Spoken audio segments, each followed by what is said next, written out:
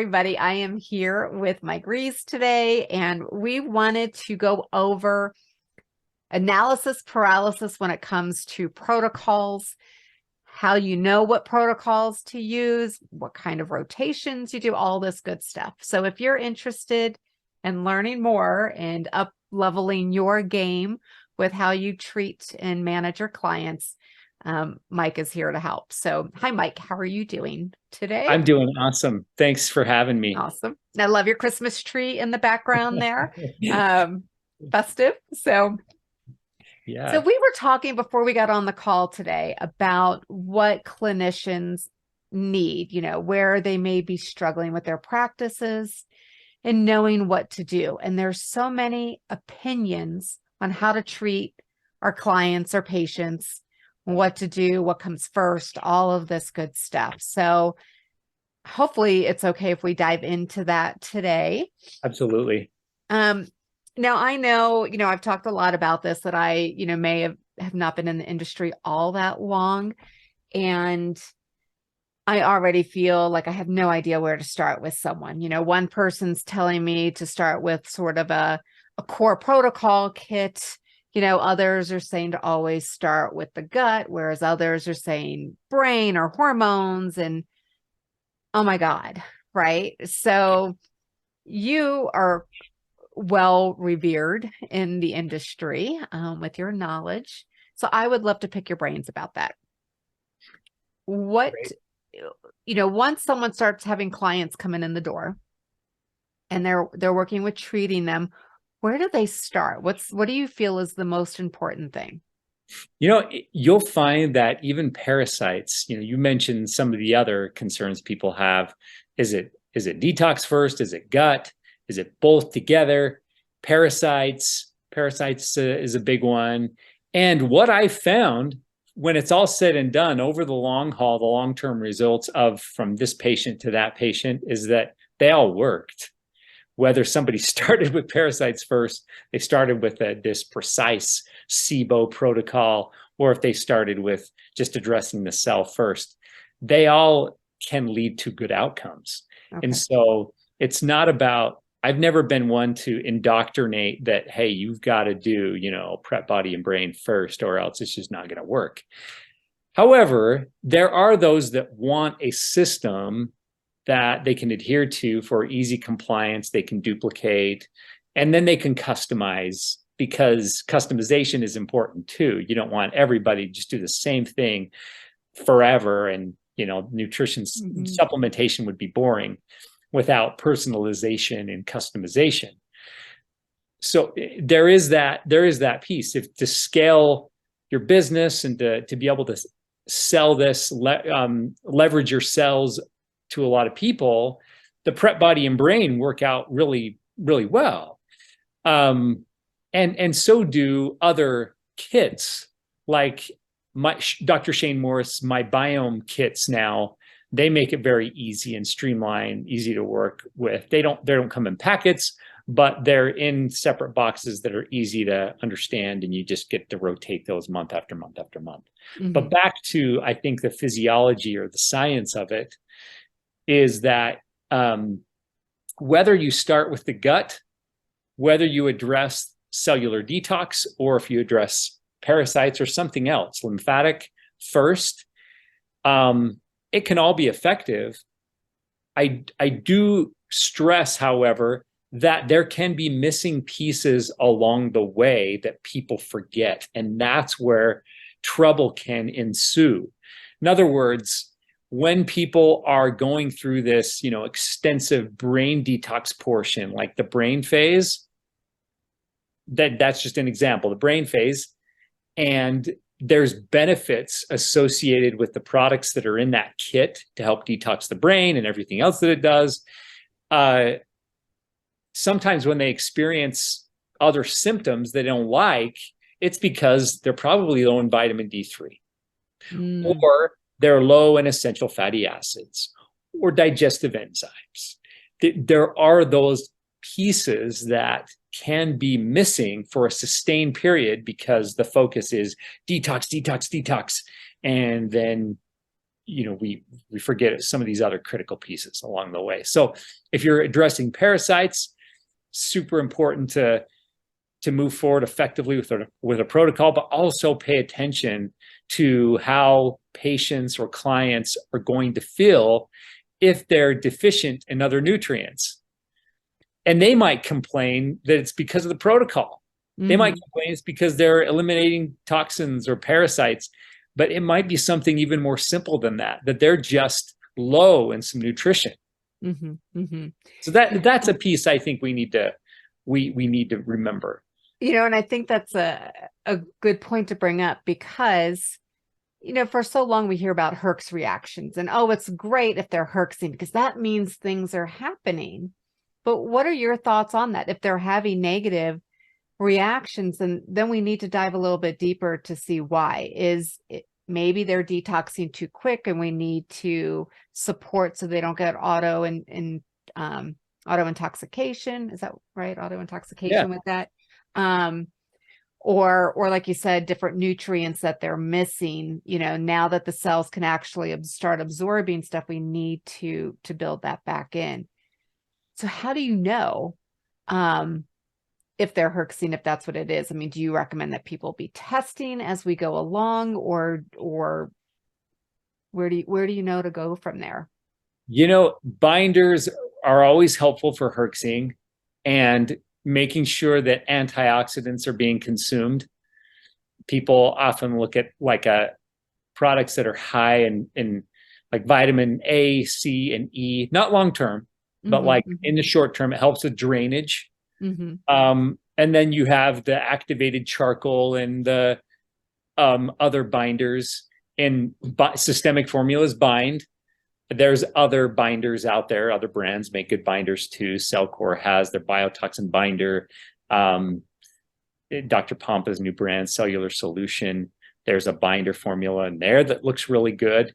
Although I haven't heard feedback on it yet. But the bottom line is those products are there to help with the binder and help with that reintoxication or the reabsorption of toxins to prevent that from happening. I think the problem that some clinicians make is they assume that because of symptoms of detox that are just temporary, that their patient needs to take more bind.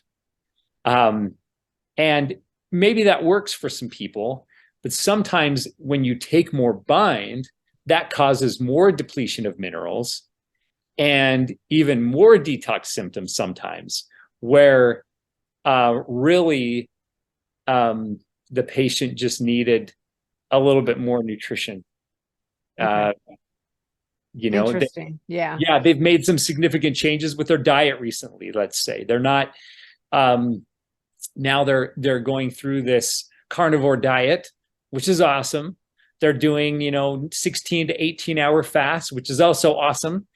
But they've made these big, substantial changes, and maybe they are missing out on some nutrients that their body really needs. There's that can be taking place. Maybe not, but that can also happen too, which is why they feel the way they do through this detox. And the answer is not always just take more bind, just take more bind. Although bind is there to help protect the liver and the gallbladder, to help prevent the Herx reaction. But one thing that I've seen be really helpful, I mentioned this earlier, digestive enzymes, when they're consuming fats and proteins while they're going through a detox and their body's just dumping toxins, replenish your enzymes, like replenish lipase to help break down fat. Because if you're low in lipase, which many people are, and you're consuming those avocados and butter and ghee and fats that you as the practitioner are telling your clients to take, but they're not breaking it all down because they're low in lipase. Their gallbladder is just not performing like it can. Things like that. Their pancreas is insufficient in terms of the amounts of enzymatic activity it has. So give them some enzymes. That usually goes a long way. And it's really, really simple. I mean, what digestive enzyme support out there is super expensive. unless you go with like the Digest Gold brand or something like that, it can get pretty pricey. But there's, for the most part, digestive enzymes are fairly inexpensive. Lipase, and then also protease. People are usually consuming our favorite macronutrient, protein. And even if they're eating, some really good organic, free range, chicken, Mhm. grass-fed beef, what is, you still need protease to break it down. Right. You still need amylase to break down your carbohydrates, that kind of thing. And if you are eating vegetables, some people are kind of going off of vegetables for a period of time for different reasons. But if you are eating your cruciferous vegetables and all of that, you need cellulase to break that down. That is still a critical piece to look at even during detox, digestive enzyme support. So Mhm. that's one thing. Yeah. And then also, what was I going to say? The vitamin D3 Mhm. as well. So talking about this, I think a lot of people that maybe go with these box kits Yes. feel like they're the end all to be all, but really they're just like we say, those core supplements. But you will still have to add other things on. So from a practitioner standpoint, people probably need to buffer into their pricing, right? If they're offering a program for a certain price, so that they can add these other supplements or nutraceuticals as they are needed into the program, right? Right. Now I had a question. So for using me as an example, I don't have a gallbladder. Unfortunately, I would have made better decisions back in the day. But, if I'm taking things to help the phospholipid layer, all these fats, do I need to take something like ox bile to break down the fat when I'm taking nutraceuticals that have fat in them? So, is that a question that we should be, an automatic given that, in certain circumstances, we're adding these things? Yeah. Yeah. I think it's something that, many are unfamiliar with. And I think that that's super important. I'm glad that you brought that up. I mean, Between, even the fat yeah, soluble vitamins, right? Like A, D, E, and K, should they be taking, digestive enzymes or ox bile with those as well? I think just taking it a regular basis, I think for something that is they're mostly going to be beneficial for the macronutrients, when you're Okay. really eating a meal that contains fat and you're getting an abundance of calories, which is not a problem. I mean, that's what we need to do, where you're getting calories of fat and protein and everything, without a gallbladder or even with a gallbladder. Ox bile is very important. Lipase is very important. Beetroot is also important. Um, but yeah, if you were just taking like systemic formulas, Spectra 2, which is the fat soluble vitamins, or if you're taking another product that has those fat soluble vitamins in it, the vitamin A, beta carotene, or if the vitamin A is from another source, um, vitamin E or vitamin, the D3 and those. Yeah, I mean, Okay. those should be absorbed no problem. But I think just having that regular practice of taking those things that help assist in fat digestion. Okay. I mean, Um, obviously there'll be people that those box kits are generally pretty good if they're fairly healthy, but if they aren't, or they've been sick for a while, as a practitioner, we should probably automatically assume that we're going to need to add in some other things to support them along yeah, the way. exactly. Most people who take the prep phase box feel fine. It's Mhm. very well rounded in nutrition. They feel really good. It prepares the cells, the mitochondria, methylation, gives some good, helpful probiotics, liver health, kidney support, all of that. Very, very good. Body phase is usually a change, from that, but people usually feel pretty good on the body phase overall too. I think it's when they get to the brain phase, just because of the sustained period of detoxing, Oh, and because I think that there may be just some missing nutrition at that point. I don't Okay. think it's always because of detox and elimination. Right. They feel the way they do. So, when you were saying that it really didn't matter where you started with, I know Yeah. you primarily will start with, the detox kits just to get started with. So why, even though it doesn't really matter, why do you have a preference to do that? Why do I have a preference to start with like the With the detox? PC? Yeah. Yeah. Yeah. I think for the well-roundedness of it, I think because it's more broad and starting with the cell, it's a very core thing to do. Focusing on mitochondria, it's a very, very deep core thing to do. It should not be overlooked. Mitochondria, methylation, if the methylation pathways are working well, if people are replenishing folate and B12, if they have the MTHFR genetic mutation, they have that piece, as well as like the Moore's product by Systemic is very comprehensive, and it just really helps facilitate a lot of things. Detox, brain, energy levels, adrenals, mitochondrial support. That product influences a lot of things. So when you take that alongside, the ENRG for mitochondrial support, you take cellular membrane regeneration products, and it's more well-rounded. It's that because of that, it's more foundational.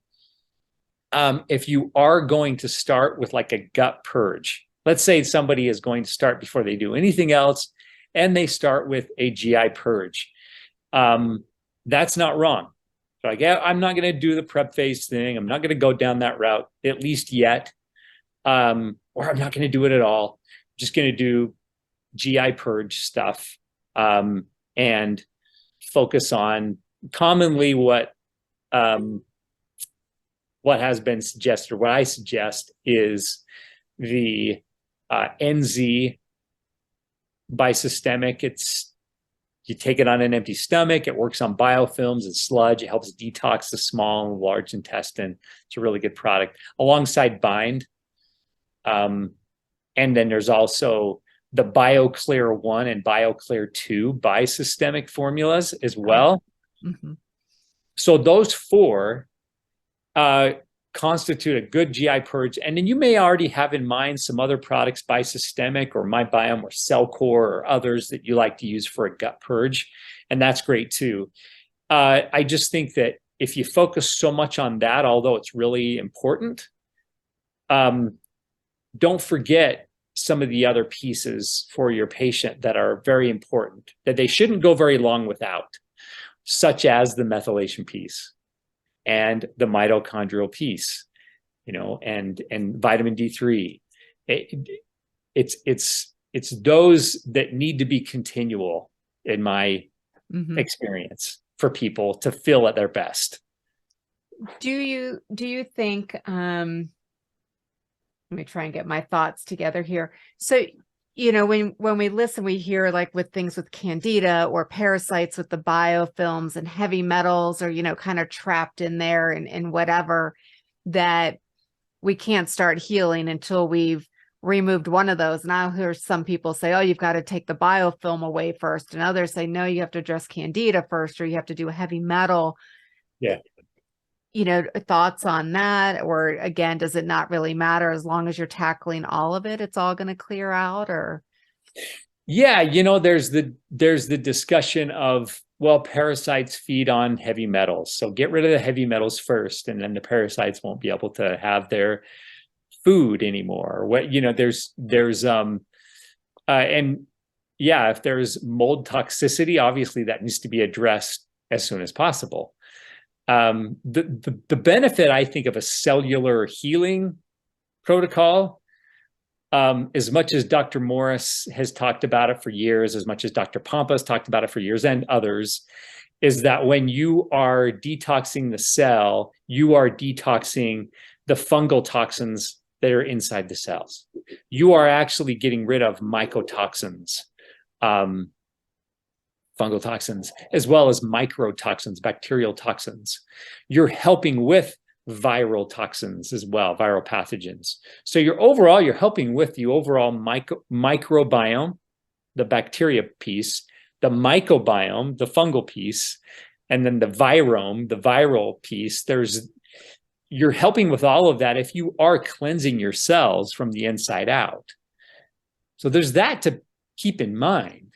Yeah. There are those products like BioClear 1 and BioClear 2 or Mimosa Pudica or the VRMs, FungDX, Bactrex.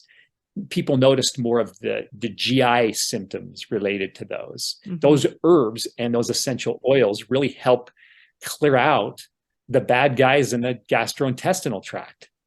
Whereas products like G-Cell, Bisystemic, there's others as well that help actually prime the cells to kick out toxins. And then Bind is going to carry those toxins out of the system. Right. Anyway, by addressing the cell, by focusing on that overall detox, you still are detoxing fungal. You're helping with the mold toxicity. You're going to inevitably help with parasites. You'll help with bacteria. You're going to help with viral stuff, viral load. Mm-hmm. So another question that I've gotten from other practitioners is that when do you know you've used a protocol long enough? Like some will retest, and there's a lot of different trains of thought on this. I really believe that, personally, I feel like we need to be in balance. I expect that we're going to have some parasites and some level of candida or yeast in the body because it works synergistically. But I do see other practitioners that try and eliminate every little thing. Like if a viral load or bacterial load is still high, based on the CBC with diff, then they're still throwing, BioClears or Vivies or things to take care of those underlying infections until they're gone. What are your thoughts on that? Yeah, really good question. I think that's priority. That really needs to be taken care of. The body is, give me just a second here, Alexi, if you don't mind editing this part out. I just want to kind of formulate my answer, make sure I better understand your question. So if you don't mind. Yeah, you're fine. And I'll edit that out. But so just to give you what I'm asking is, do you feel like something needs to be completely eliminated, like parasites, right? Do we need to just keep throwing the VRMs and, stuff at it until we're sure there's no more parasites? Or, do we just kind of push the body in the right direction and let it take over? Okay. Does that make sense? It does. Yeah. Okay. So we'll start right here. That's a really good question. And because the anticipation is that the patient or the client is going to overcome the underlying issue. And to the practitioner, to the clinician, it's worth it to take as long as it needs in order for them to get that behind them so they can move on in life without that burdening them anymore. So if it's a month or if it's 9 months, they're willing to go through that route so that they can see the light at the end of the tunnel, because the light does exist at the end of the tunnel, right? The issue is hormesis, which is all about change, despite the fact that there will always be some bacteria, fungal, viral, parasitic issues. Even if you have a lot of success, you might not achieve to that, that perfection at the end of the protocol, even though there are some long-standing results. So if I can make better sense of this, rather than doing an infinite amount of brain phases to detox the brain, or rather than doing the VRMs protocol or the new BioClears now for such a long period of time in order to finally, get rid of all those parasites. Those products are therapeutic enough to where a patient, regardless of their parasitic background or their SIBO history, they'll be able to have enough success over the upcoming 4 weeks to 8 weeks that from my experience, the body does need a change in products. Mm-hmm. Do it for 1 to 2 months and move on to something else. Right. You can always come back to it. Right. The rotation piece is so vital. That variation, not just with diet, but also with supplements, is key. Even if there still are some lingering issues, the products aren't effective if they can't accomplish a lot within 30 to 60 days. Okay. So you feel like in that time period, there should be a pretty significant amount of change, and then just change it up. And I preach this a lot with my own clients, is that it's about commitment and not consistency, oddly enough, because when we're consistent, I look at it like it's, working out. If you do the same exercise every single day, you're going to plateau and you won't make any changes, right? And that's where the hormesis comes in. So being able to mitigate that. How long do you think that someone should give as far as a product, or like, say it's the nutritional supplements like B vitamins and D, like how long should we give those to people? Do we base that on lab results, or, do you rotate those too? I don't know. yeah. Okay, Lexi, let me sorry, you have to edit again. I was thinking of a bunch of things all at once. So you're thinking, or are you referring to which products in particular? Well, like if we're rotating products, like, are there Yes. nutritional things that you feel like a client should always be on, or should Okay. we still be rotating things like B and D and all of that? Yeah, okay, perfect. Okay. Yeah. Do you want Sorry. me to re-ask that question? I'll If re-ask you it. want to, or I can just start from here. So I'll re-ask that question. Okay. All right. So looking at where you said that we should support the body, possibly even more so with nutritional things like the D vitamins. Did I say that right? D vitamins. B vitamin. I'm Yeah. not sure if I said that right. We know what you mean. B vitamin. D3. Yeah. And like B vitamins and minerals and different vitamins and minerals that are out there. Should these be rotated as well, or is it more the nutraceuticals and the killers that need to be cycled? Oh, it's such a good question, man, because there's the nutritive or nutraceutical piece that, like you said, as well as then there's those eliminators, the killers, the natural killers, the other ones that aren't necessarily nutritive. They're more for a therapeutic purpose, and then let's move on. Mm-hmm. So in other words, vitamin D3, B vitamins, vitamins A, E, and C, those are your chief antioxidants. And you really just your full scope of vitamins, right? They each have their place. The vitamins, minerals, so magnesium, potassium, sodium, molybdenum, calcium, all of that. The minerals, the vitamins, those are more of the nutritive piece that you can take ongoing. Mm-hmm. Where the killers, the eliminators, those are for a time and place. Okay. When it's time to move on. Okay. It took me forever to answer that question, so sorry about that. I know I could have answered that much quicker, but yeah. No, it's absolutely good.